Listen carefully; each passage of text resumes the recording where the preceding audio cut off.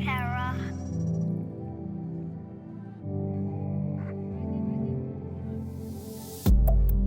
Hello and welcome to Sacred Pause with your host, myself, Kelsey Keil. This is the podcast for anyone looking for a break, a quiet moment to just be, without any other obligations other than to get grounded, get in your heart, get out of your head, and to be still in whatever it is you're struggling with and desperately wanting to heal. Oftentimes, all we need in order to feel at peace is a sacred pause.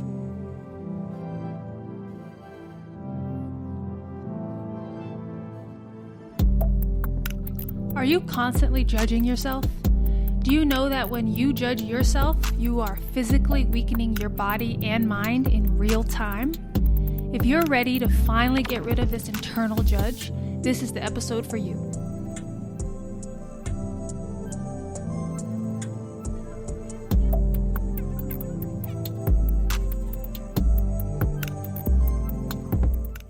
Hey everyone!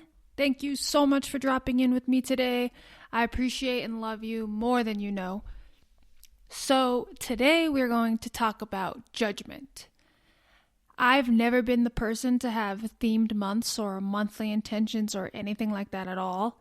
But unsurprisingly, just the other day, a few days ago, right before April 1st, all of a sudden I became someone who does do that. And I'm super excited about it.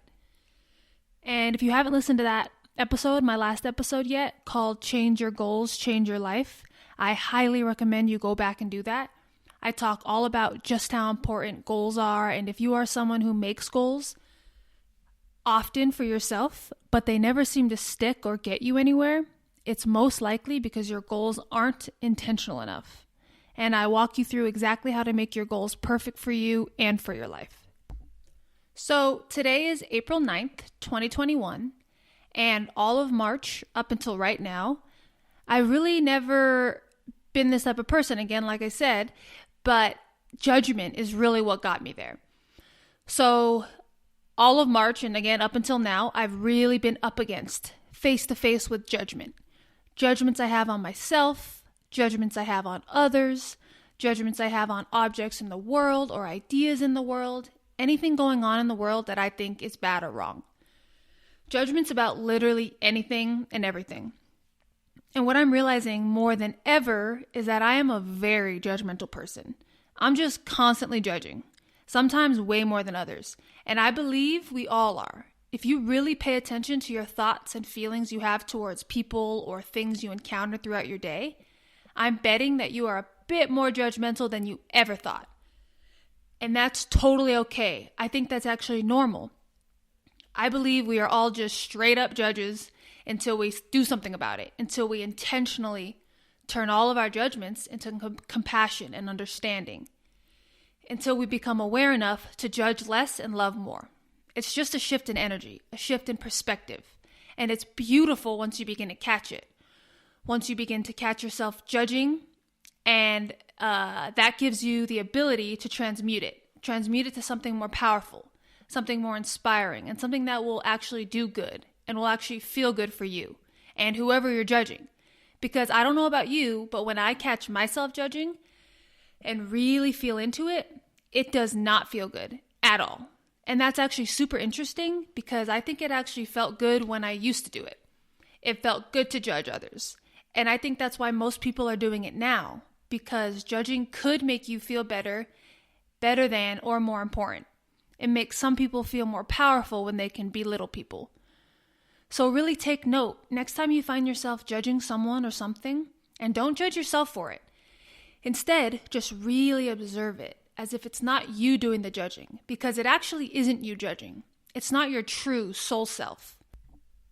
That part of you would never judge.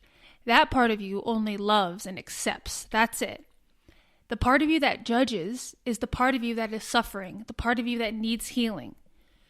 So instead of sending judgment and hate back, send it love instead. And then you'll find yourself judging others and yourself less and less until you'll have only love to send. Fortunately, there are a ton of studies showing just how much our energy affects others and ourselves. and just how powerful it is. It's truly up to us if we want our energy to uplift and inspire, or if we want it to add to the low, stuck vibrations that are keeping us from living the lives we really want.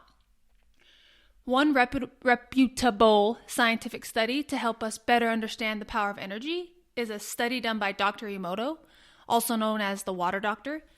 I've referenced this before, but I'm going to do it again because it's a perfect example of how disempowering judging can really be.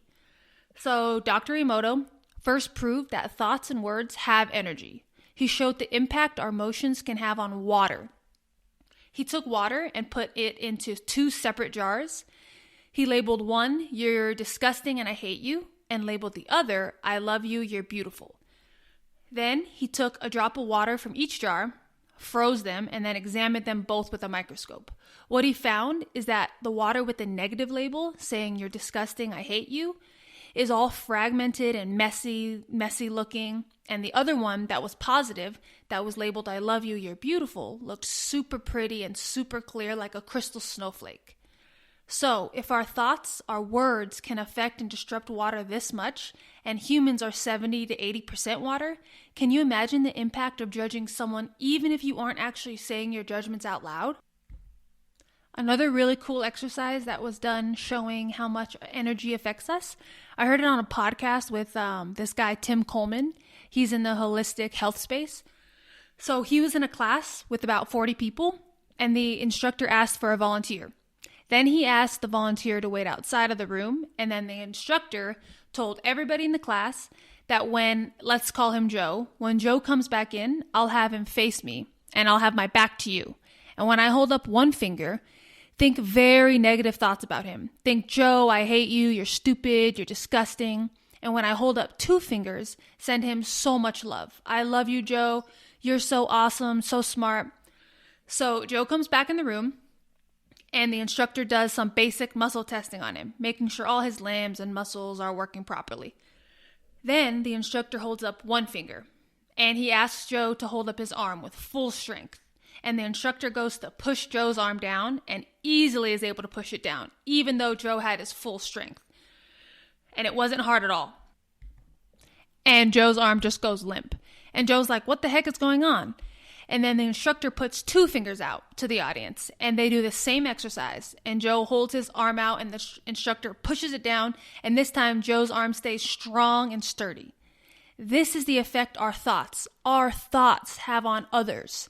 Once again, if our thoughts, not even spoken out loud, have this strong of an impact on someone else's body, just imagine the impact of judging your friend who is pouring her heart out to you, or your family member who is always complaining about their partner but never actually doing anything to fix it. You judging her, them, him, they is only adding to their stress and their turmoil and what they're already feeling. Do you want to be the person to pull someone down even deeper and darker than they already are? Or do you want to be the person, be the friend, the family member that lifts them out of their fears and worries and truly helps them to feel better in life and help them be the person that they actually want to be, and you can be the one that empowers them? And I'm assuming you want to be the person who truly helps because you truly care. You care about your friends, your family. You care about the lives of others, the world, and all the people in it, because you know that when someone else hurts, you hurt too. We are all mirrors of each other, and we are all one. We are all each other, just living different lives.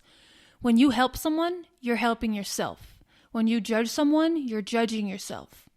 For example, I tend to find myself judging people who complain about things, but don't ever do anything actually to help that situation. So my judgments actually have nothing to do with that person, because when I turn the mirror back on myself, it's clear that I'm judging them because that's a characteristic that I have deep in myself that I'm constantly judging. So I'm not judging them. I'm judging me.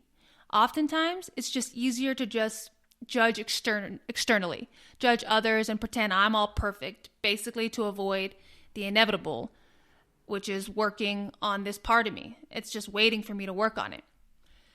So the less you judge others, the less you'll judge yourself. And given the 2 studies I explained above, it's a win-win-win when you send love to someone instead of judge them. It's better for them, it's better for you, It's better for the planet because people full of love will give more love. People full of hate will give more hate. And love is all the planet needs. Love is all you need. Love is all I need.